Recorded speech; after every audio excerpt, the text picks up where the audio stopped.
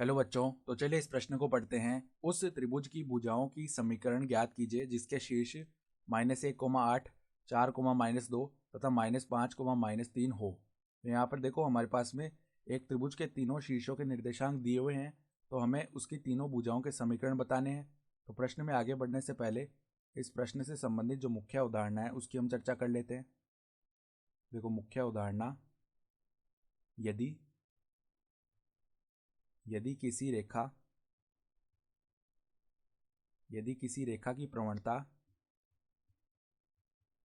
m हो तथा वह x1, y1 बिंदु से गुजरे तो रेखा का समीकरण क्या होता है? तो रेखा का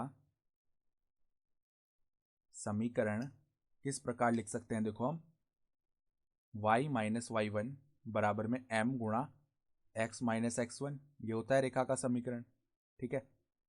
तथा यदि देखो हमारे पास में किसी रेखा पर हमें दो बिंदु पता हो x1, y1 और x2, y2, तो हम प्रवणता भी लिख सकते हैं। प्रवणता का सूत्र क्या होता है? प्रवणता जिसे हम m भी बोलते हैं वो क्या होता है? y2 माइनस y1 बटा x2 माइनस x1, जहाँ x1 y1 और x2 y2 उस रेखा पर स्थित कोई दो बिंदु है। ठीक है। तो अब देखो हमारे पास में त्रिभुज है एक, तो मान लो इस प्रकार का एक त्रिभुज है। ठीक है। इस त्रिभुज को हम बोल रहे हैं ABC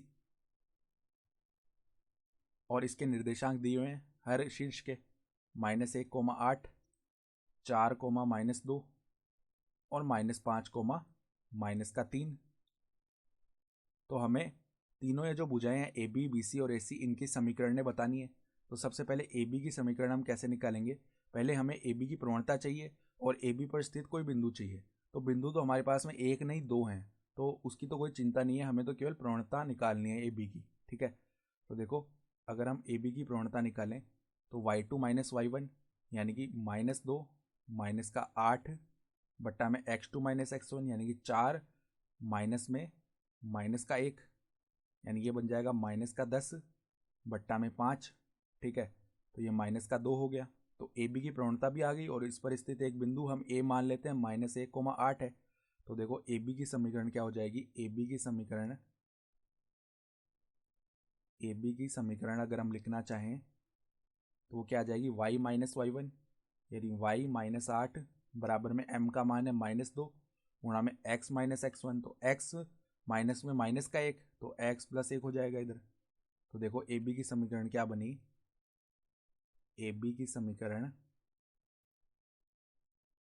ये क्या बन जाएगी हमारे पास में? y माइनस 8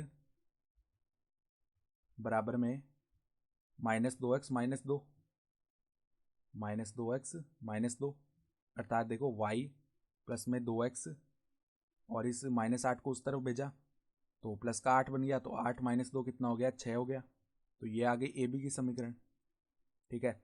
अब इसी प्रकार हम BC की समीकरण निकाल लेते हैं। तो BC की समीकरण निकालने के लिए हमें BC की प्रवणता चाहिए, तो m BC निकाल लेते हैं। तो वो क्या आएगी? y2 माइनस y1 बटा x2 माइनस x1 यानी -3 माइनस में -2, तो -3 माइनस में -2 बट्टा में -5 -4। ठीक है। तो -3 ये प्लस में 2 बनेगा अर्थात -1 बट्टा में -9 बन गया, तो ये 1/9 आ गई प्रवणता। तो अब देखो BC की समीकरण क्या हो जाएगी? BC की समीकरण निकाला तो देखो इस पर स्थित कोई बिंदु हम क्या ले लेते हैं? B ले लेते हैं। तो 4, -2, तो y माइनस y1 किया तो y माइनस में माइनस का 2 आएगा तो +2 हो गया, बराबर में m का मान है 1/9 गुणा में x माइनस x1 यानी x -4 हो गया। यहाँ से देखो 9 गुणा होगा y प्लस 2 से, तो 9y प्लस में 18 बराबर में x -4 आ गया। अर्थात समीकरण क्या आ गई? 9y माइनस एक्स बराबर में देखो यहाँ पर -4 माइनस में 18 कितना हो गया? -22। तो ये आ गई BC की समीकरण। ठीक है। अब देखो जो AC की समीकरण है वो निकाल लेते हैं। तो उसके लिए AC की प्रवणता चाहिए, तो m AC क्या हो जाएगी? y2 माइनस y1 कितना है? तो देखो y2 माइनस y1 क्या है? तो -3 -8 -3 -8 बट्टा में x2 - x1 किया तो -5 माइनस में माइनस का 1 तो -5 + 1 हो जाएगा।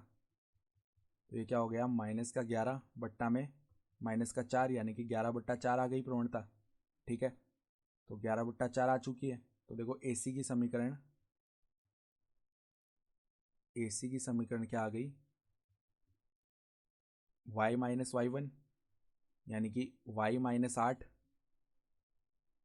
बराबर में 11/4 x - x1 यानी x माइनस में माइनस का 1 तो x + 1 हो जाएगा।